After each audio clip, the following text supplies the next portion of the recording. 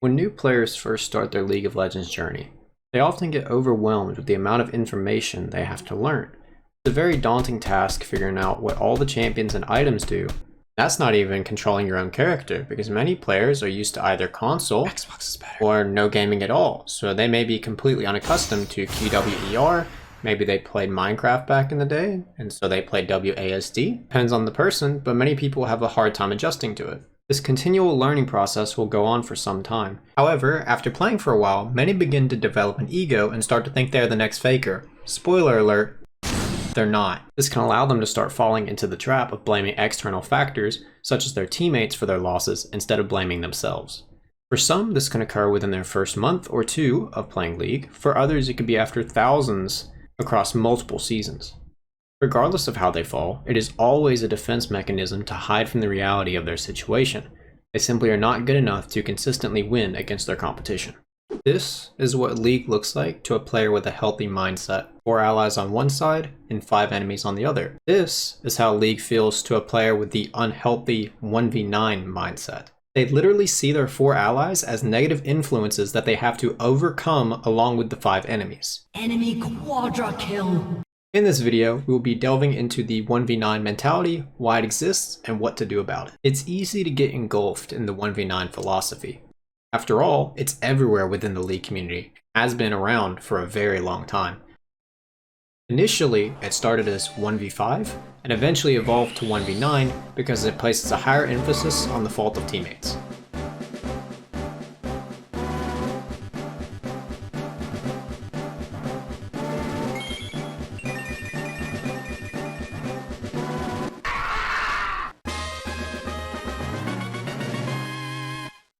You've probably spent many hours watching your favorite streamers or pro players climbing with insanely high win rates in solo queue and pulling off incredible plays in the heat of the moment.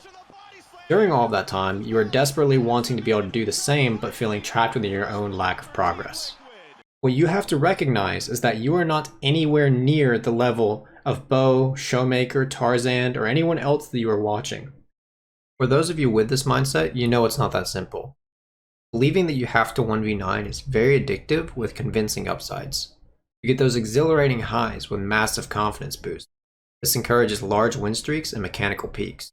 It temporarily fixes your bad mood and reignites your love for the game. The problem is that when it comes to these really high kill games, they're very far and few between. It's simply unsustainable when sticking to one account. This is one of many causes for the excessive amount of smurfs in solo queue.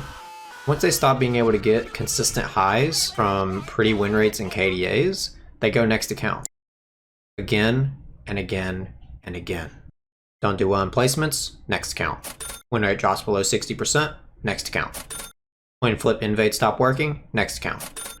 Believing that you have to 1v9 every game comes with convenient coping mechanisms. For every loss, you can blame your team, because obviously the odds are against you, right? After all, Rad's matchmaking and 4 of their finest agents are doing everything they can to stop you from climbing. For the few players that have this mindset but don't go quickly to another account, they'll have a very high tendency to mental boom with a resulting overall confidence loss.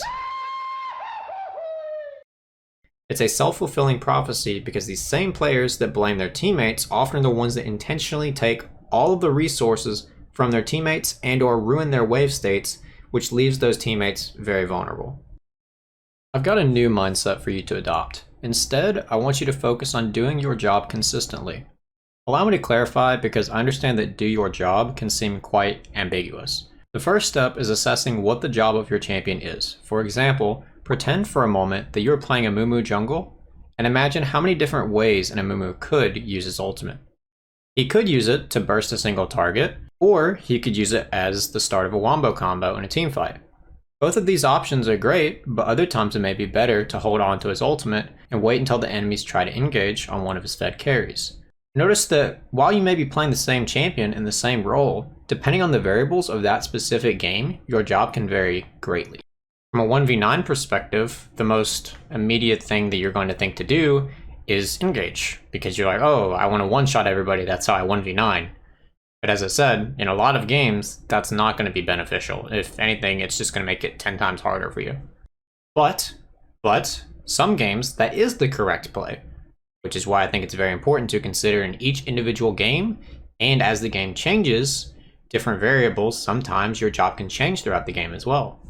At the start of your game, maybe people were behind and you did need to do more damage, but then they started picking up shutdowns and you have a Fed Vayne that you can actually work with, or a Fed Jinx, Fed Syndra, whatever, and you can actually peel for them with your particular champion.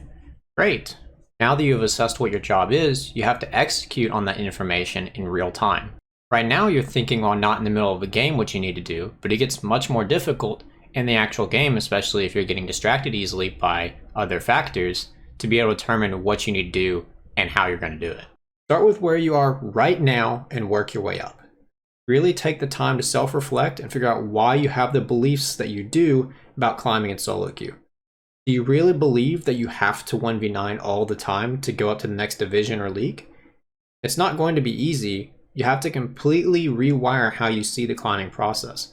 You have to be willing to accept the truth.